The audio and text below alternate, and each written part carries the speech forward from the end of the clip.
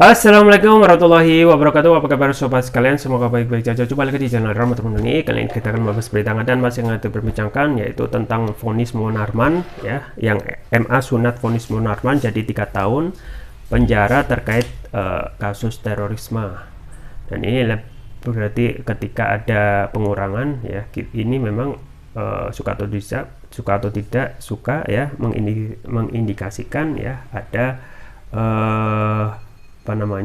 kriminalisasi dari Munarman itu sendiri, yang kita ketahui tidak ada tanda-tanda ataupun bukti yang jelas bahwa Munarman itu melakukan tindak pidana teroris. Ini sesuai yang dilansir oleh cnnindonesia.com. Langsung saja kita baca. Mahkamah Agung MA mengurangi vonis ex sekretaris umum Front Pembela Islam FPI Munarman menjadi 3 tahun penjara dari sebelumnya 4 tahun penjara. Munarman tetap dinilai terbukti terlibat dalam kasus tindak pidana terorisme. Hal itu dikonfirmasi langsung oleh juru bicara MA Andi Samsan Nganro Senin 5 Desember. Amar pada pokoknya tolak perbaikan dengan memperbaiki pidana menjadi 3 tahun sebagaimana putusan Judex Fakti Pengadilan Negeri PN Jakarta Timur, ujar Andi Samsan Nganro melalui pesan tertulis Senin 5 Desember. Putusan tingkat kasasi ini diadili oleh 5 hakim agung MA yang disembunyikan identitasnya. Putusan dijatuhkan pada Senin 28 November 2022. Pada pengadilan tingkat pertama yaitu PN Jakarta Timur, Munarman dijatuhi hukuman pidana 3 tahun penjara. Putusan dibacakan pada Rabu 6 April 2022 lalu. Munarman divonis melanggar pasal 13 huruf C Undang-Undang Nomor 5 Tahun 2018 tentang pemberantasan tindak pidana terorisme. Jeratan pasal tersebut mengatur tindak pidana menyembunyikan informasi terkait terorisme. Vonis pengadilan tingkat pertama itu lebih ringan daripada tuntutan jaksa penuntut umum yang ingin Munarman dihukum dengan pidana 8 tahun penjara. Ya, coba bayangkan ya, hanya menyembunyikan informasi, dan itu menyembunyikan informasi yang mana nggak jelas. Tak menerima vonis hakim, Munarman mengajukan banding. Pengadilan Tinggi DKI Jakarta memperberat vonis Munarman menjadi 4 tahun penjara. Munarman pun mengajukan upaya hukum kasasi dan mendapat keringanan hukum dengan pidana 3 tahun penjara.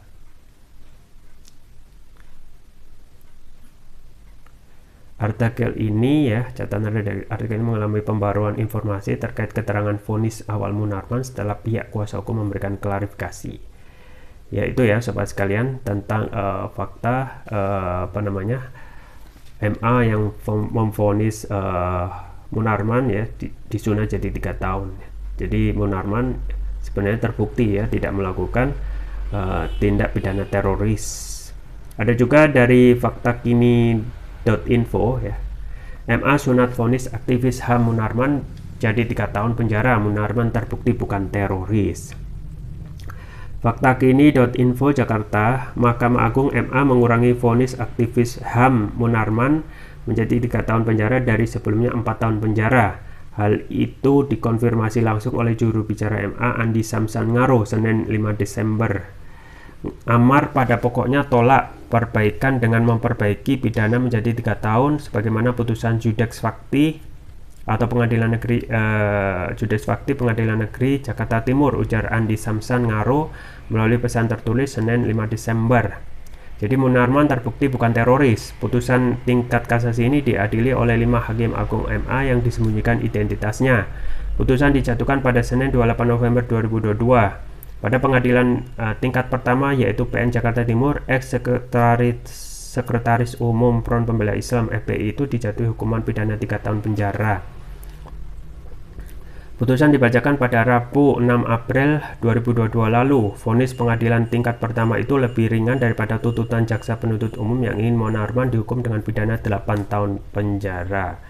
Tak menerima vonis hakim, Munarman mengajukan banding. Pengadilan Tinggi DKI Jakarta memperberat vonis Munarman menjadi 4 tahun penjara. Munarman pun mengajukan upaya hukum kasasi dan mendapat keringanan hukum dengan pidana 3 tahun penjara.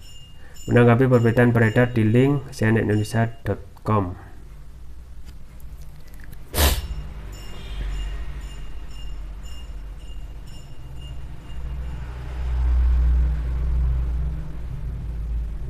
Ya, sobat sekalian, itu ya. Jadi kami protes atas ini juga hak jawab dari kuasa hukum Munarman, yaitu Aziz Yanuar, yang menggunakan hak jawabnya sebagai berikut. Hak jawab atas klien kami, ini tulisan menggiring opini. Putusan pengadilan itu pasal 13C, bukan menghasut dan menyebar kebencian. Kami protes resmi atas kalimat yang CNN gunakan ini. Munarman dinilai telah terbukti menyembunyikan berhubungan dengan organisasi teroris dan dengan sengaja menyebarkan ucapan yang menghasut orang melakukan tindakan yang bisa mengakibatkan tindak pidana terorisme. Munarman disebut menghadiri acara baiat kepada ISIS dan Abu Bakar al-Baghdadi di UIN Syarif Hidayatullah, Ciputat, Tangerang Selatan, Banten. Kami tegaskan bahwa vonis pasal 13C bukan seperti yang saya tulis. Isi pasal tersebut menyembuhkan informasi adanya tindak pidana terorisme. Faktanya acara di UIN itu dihadiri ratusan orang, tapi ratusan tersebut tak ada yang ditangkap semuanya. Bahkan pihak UIN tidak ada yang ditangkap dan dipermasalahkan. Dan saat itu Munarman mampir lihat, bukan diundang, serta ketika baiat sudah tidak ada di lokasi. Kami menyesalkan misleading berita dari CNN dan meminta diubah sesuai fakta. Demikian, thanks. Demikian pernyataan Aziz Yanuar yang diterima faktakini.info Senin 5 Desember sore. Sebelumnya saat Majelis Hakim Pengadilan Negeri Jakarta Timur menjatuhkan vonis 3 tahun penjara kepada Munarman dalam perkara dugaan tindak pidana terorisme, Munarman terbukti bukan teroris. Kuasa hukum menegaskan justru dari putusan yang dijatuhkan Majelis Hakim, Munarman terbukti bukan teroris. Kuasa hukum Munarman langsung banding dengan putusan Majelis Hakim PN Jakarta Timur sebab putusan itu tak sesuai dengan fakta persidangan. Kuasa hukum tegaskan lagi Munarman terbukti bukan teroris. Munarman terbukti bukan teroris. Kuasa hukum Munarman Aziz Yanuar menegaskan tim hukum mantan sekretaris FPI itu tidak kaget kok dengan vonis 3 tahun tersebut. Vonis itu lebih rendah dari tuntutan JPU yang meminta hakim menjatuhkan 8 tahun penjara untuk Munarman. Aziz mengatakan mendengar vonis 3 tahun itu Munarman santai saja sebab mereka sudah tahu pengadilan ini settingan saja. Namun demikian, Aziz menegaskan Munarman sudah menyatakan banding ke tingkat selanjutnya. Banyak pihak fakta tidak sesuai dan untuk itu kami banding. Ada keterangan yang jelas bahwa banyak bertentangan dengan fakta persidangan ini. Akan kuatkan proses banding kami. Jelas Aziz, dikutip Fox ID dari YouTube Kompas TV Rabu 6 April 2022. Aziz menekankan putusan Majelis Hakim jelas tegas membuktikan Munarman bukanlah teroris. Catat penting ya, bahwa Pak Munarman terbukti bukan teroris. Kenapa? Karena di pasal itu bukan menyebutkan terkait pasal tindak pidana seseorang melakukan tindakan terorisme, akan tetapi pasal soal menyebutkan informasi sebagaimana diatur di ketentuan tentang pasal 13C Undang-Undang Teroris, tegas Aziz. Ya, sobat sekalian, itu ya fakta yang benar-benar harus diungkap tentang pasal 13C Undang-Undang Terorisme. Dan faktanya tentang menyembunyikan informasi adanya tindak pidana terorisme. Padahal kalau kita melihat acara di UIN itu sifatnya umum dan terbuka dan dihadiri oleh ratusan orang bahkan. Tapi kenapa yang ditangkap ataupun dikriminalisasi itu cuma Munarman? Ini aneh gitu ya.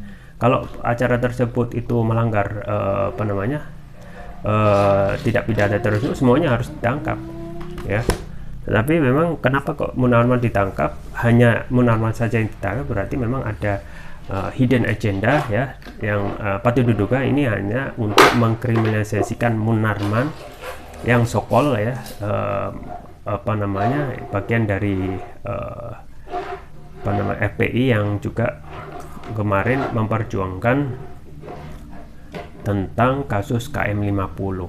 Jadi pasti semua sudah paham tentang KM50 yang saat ini juga belum selesai, dan faktanya KM50 itu sudah diajukan di pengadilan internasional karena memang tidak mungkin untuk mendapatkan keadilan di negeri sendiri. Coba bayangkan ya, jadi seseorang itu bayar pajak ya dan lain sebagainya, tetapi tidak bisa memperoleh keadilan yang seadil-adilnya di dalam negeri ya. Nah itu ya kondisi hukum kita yang benar-benar belum bisa memberikan keadilan yang merata ya. Jadi Munarman itu ditahan 27 April 2021, berarti setahun lebih ya. Dan yang anehnya dituduh dengan menyembunyikan informasi. Yang jadi pertanyaan tentu saja menyembunyikan informasi apa gitu ya. Dan ini harus memberikan konstruksi hukum yang kuat ya, lengkap dan mencerahkan ya, baru bisa diterima oleh akal. Nah ini tidak ada ya. Pertama itu acaranya sifatnya umum ya, kemudian dihadiri ratusan orang, kemudian Munarman datang, mampir, lihat, bukan diundang ya. Ini sesuai fakta yang disampaikan oleh Aziz Yanuar. Tapi itu juga tentu saja apa yang disampaikan Aziz Yanuar berdasarkan bukti dan juga keterangan pihak-pihak terkait. Jadi tidak diundang, cuma mampir. Kemudian ketika baiat itu sudah tidak ada di lokasi ya. Jadi ini yang tidak bisa diterima oleh akal pikiran, dan kita bisa botak melihat ini karena tidak nyambung ya apa yang dituduhkan oleh Munarman tentang tuduhan menyembunyikan informasi yang apa gitu ya. Sedangkan peserta ya acara itu kalau benar-benar melanggar hukum ya seharusnya semuanya harus ditangkap, tetapi kan tidak. Munarman yang hanya Munarman saja yang dikriminalisasi ya. Jadi itulah ya sobat sekalian, hukum di negeri sekarang, di rezim saat ini ya, yang jarang kita ketemukan sebelumnya ya. Sebelumnya baik-baik saja hukum itu, meskipun ada juga kekurangannya, tetapi rezim saat ini benar-benar ya kentara sekali ya. Keadilan itu benar-benar jauh panggang di atas api ya. Seseorang itu kadang ingin mengkritik saja ya, berbeda dengan pendapat itu langsung dikriminalisasi. Pun untuk tokoh-tokoh yang sifatnya menjadi target itu gampang ya, tinggal dicokok ya, kemudian dicari pasalnya kemudian hari ataupun nantilah.